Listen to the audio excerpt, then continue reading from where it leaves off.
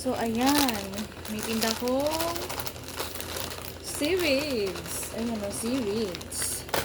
Itong seaweeds na ito. Alam niyo po ba itong seaweeds na ito? Nung kami nasa Korea, nagtatrabaho kami dun sa Korea, hindi namin gusto to.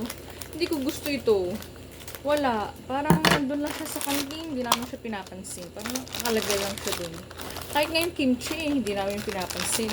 Kasi, parang hindi siya masarap. Nung time na nandun kami. Pero nung narito na kami sa Pilipinas, masarap na pala siya. Siyempre, namimiss mo din pala. Para lang ito. Dati hindi ko gusto to. Ngayon, gusto ko na siya.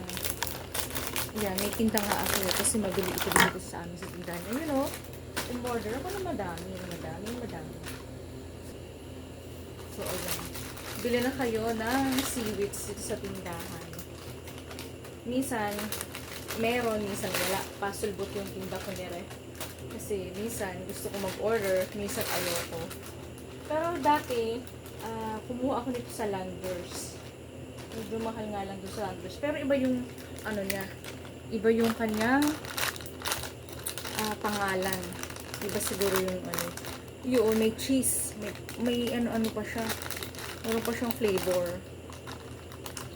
So, ayan, bili na kayo dito sa amin. Meron kami tinda rin. Dati, hindi ko gusto. Ngayon gusto ko na siya. Para hindi siyang kimchi. Okay guys, thank you for watching.